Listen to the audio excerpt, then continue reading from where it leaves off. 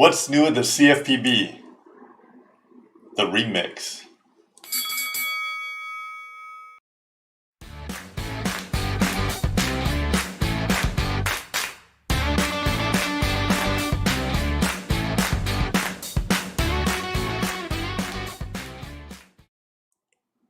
Welcome, this is the Mortgage Banking live stream. I'm Troy at Garris Horn.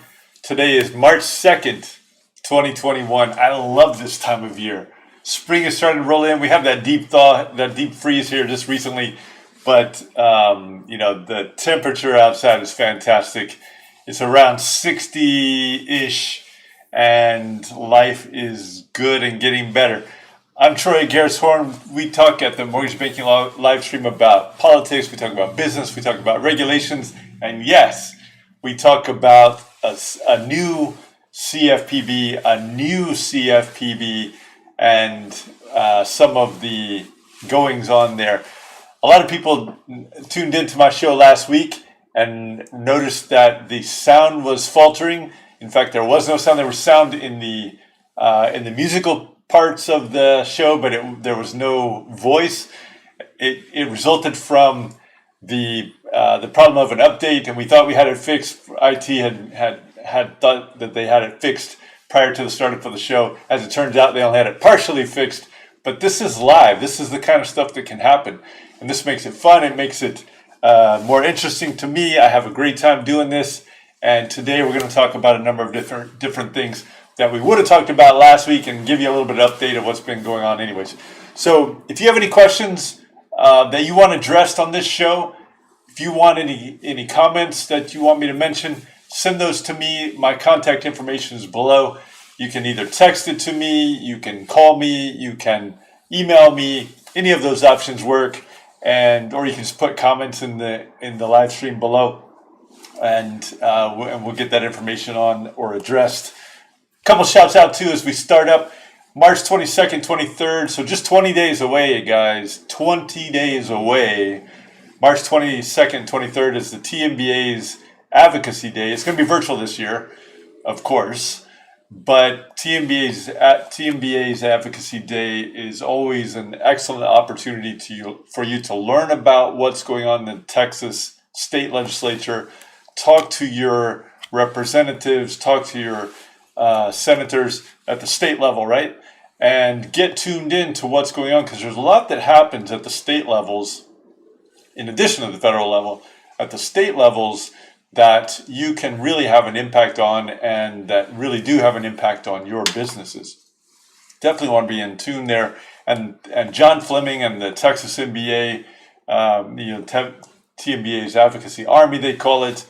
They really do a fantastic job in getting the information out to people and helping you make a good difference in this world. Another couple shouts out. MBAs, this is a National MBA Spring Conference. They've collapsed several different conferences all into one. That's April 20th through 22nd. And then MBA's annual Legal Issues and Regulatory Compliance Conference, May 25th and 26th. The National MBA is one of the premier organizations in our industry, and they do a lot of great work, mostly in Washington, but really nationwide. And I can't encourage you enough to go over and to join that and get active, get involved. A couple shouts out too to some of my LinkedIn friends, especially those who noted that that last week we were having the sound issues. James Ollie, thank you, James. Kevin Ferranio. Kevin, great to see you here. Laura Brandeo. Just some fantastic people, some leaders in the industry, some leaders in the space.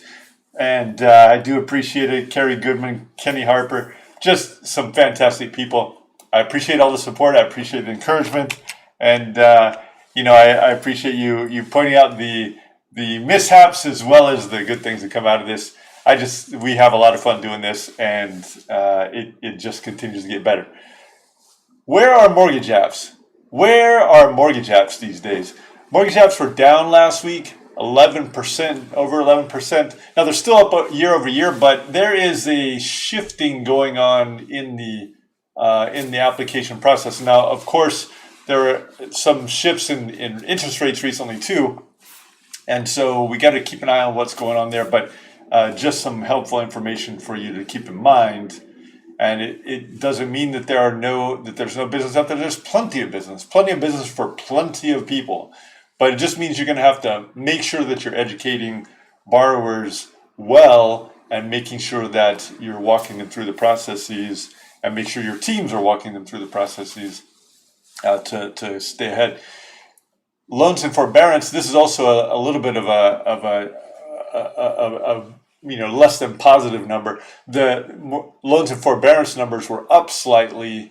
This is the first time in about 5 weeks that the number has climbed. It only climbed a little bit, but it's still stubbornly high at 5.23%. Information out of the MBA, as I told you, a fantastic organization.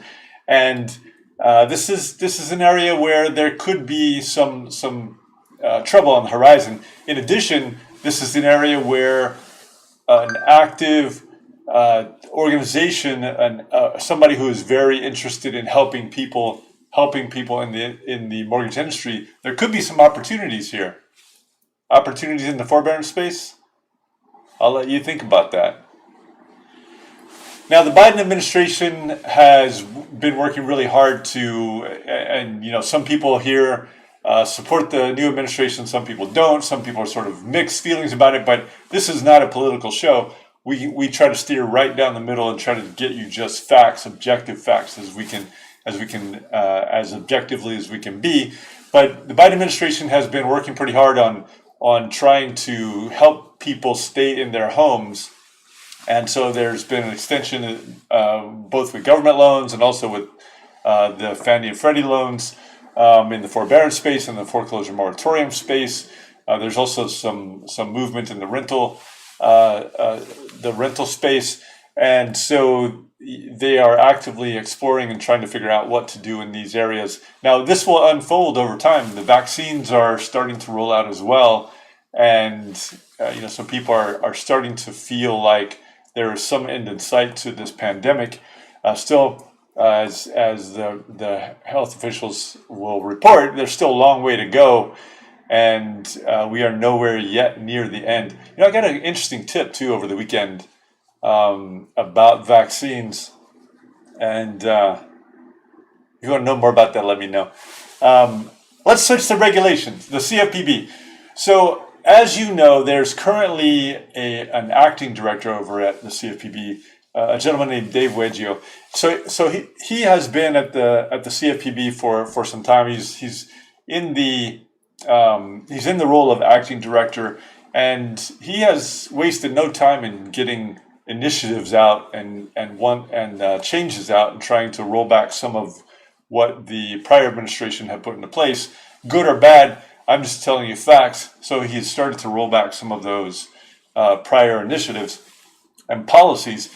He mentioned that he has two priorities at the CFPB. Now, this is interesting, right? Because here's a person who presumably is going to be in that role relatively short period of time. And yet he's talking about his somewhat long-term goals for the agency. So his goals are consumer relief in the COVID-19 context, and then also racial equity.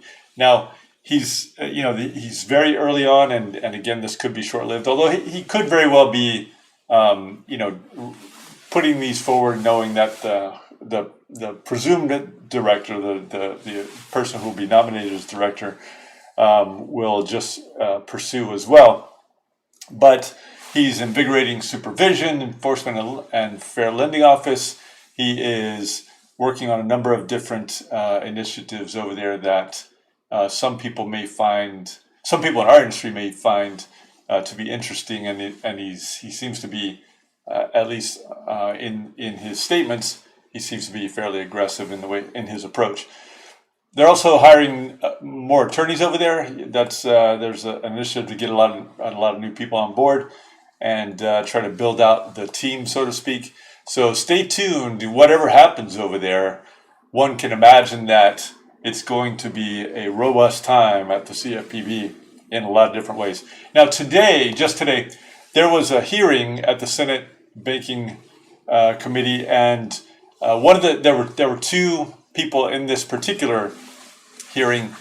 Gary Gensler, who has been nominated for the SEC, the Securities Exchange Commission, and then Rohit Chopra, who we've been talking about for some time here. Rohit Chopra, who's currently a commissioner at the FTC, the Federal Trade Commission, which also, incidentally, as people sometimes forget, also regulates the mortgage industry. They show up less frequently, but they have overlapping jurisdiction with the CFPB in certain ways. And so Rohit Chopra, current commissioner at FTC, has been nominated as the director of the CFPB for the regular position. And Rohit Chopra today, he faced, there was some criticism. It was a relatively short hearing, a couple hours. And he faced a couple hours, and it included two nominees, right?